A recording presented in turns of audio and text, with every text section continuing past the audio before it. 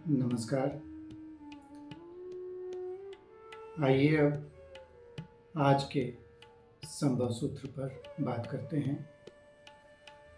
हे आनंद स्वरूप आत्मन, ब्रह्म का अनुभव जानकारी से नहीं, जागृति से होता है। आप में है संभावना ब्रह्म को पाने की।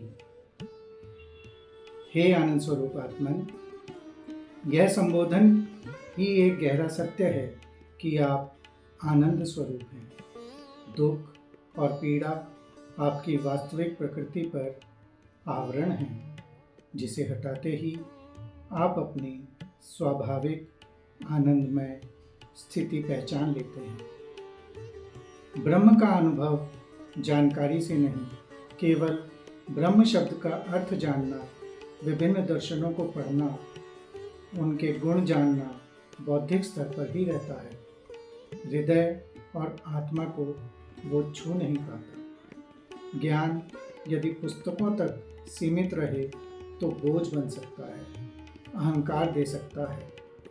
वास्तविक ज्ञान विनम्रता लाता है, जानने की अनंतता का एहसास कराता है। जागृति आंतरिक प्रक्रिया है, चेतना का विस्तार है, अहम की सीमाओं से परे जाना है। जागृत होने पर आप शरीर और मन से परे स्वयं को विराट चेतना का हिस्सा अनुभव करते हैं। यह वर्तमान में जीना सिखाती है, अतीत भविष्य की चिंताओं से मुक्त करती है। यह भीतर की शांति सुनने की क्षमता देती है, जहाँ परम सत्य अनुभव होता है। जागृति भेदभाव से परे देखना सिखाती है, मैं और आप से ऊपर उठकर एक ही चेतना का अनुभव कराती है। जागृति खरीदी नहीं जा सकती, यह आंतरिक विकास है जिसके लिए प्रयास करना चाहिए। ध्यान, आत्मचिंतन, सेवा, प्रकृति से जुड़ना, सत्संग और पवित्र ग्रंथों का अध्ययन इसके मार्ग हैं। आप में ब्रह्म को पाने की संभावना है। यह दुर्लभ नहीं, आपका ही स्वरूप है। जैसे बीज में वृक्ष बनने की संभावना है, वैसे ही आप में ब्रह्म का अनुभव करने की अनंत संभावना है। बस आपको स्वयं को पोषित करना है। आपकी वर्तमान स्थिति कैसी भी हो, यह संभावना हमेशा है, क्योंकि ब्रह्म बाहर नहीं, भीतर ही है। अपनी आंतरिक दृष्टि खोलें, चेतना जागृत करें। ब्रह्म का अनुभव बौद्धिक उपलब्धि नहीं, संपूर्ण सत्ता का रूपांतरण है। यह सोचने, महसूस करने और जीने के तरीके को बदल देता है।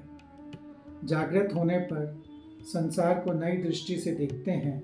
स्वयं और दूसरों को अधिक प्रेम और करुणा से आप देख पाते हैं। हे आनंद स्वरूप आत्मन, आत्मा की ओर प्रयास करें, जागृति की ओर प्रयास करें। आंतरिक यात्रा पर निकलें, जो आपको ब्रह्म से एकाकार कर देगी। यह यात्रा धैर्य, लगन और विश्वास के साथ की जाती है, पर इसका फल अनंत आनंद और मुक्ति देता है।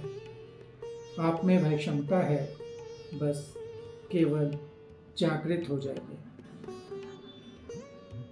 तो ये था संभव धर्म का आज का संभव सूत्र। आप मेरे चैनल ध्यानाचार्य अजय जैन को लाइक, शेयर और सब्सक्राइब कर सकते हैं। अगली बार फिर मिलेंगे एक और नए संभव सूत्र के साथ। धन्यवाद। नमस्कार।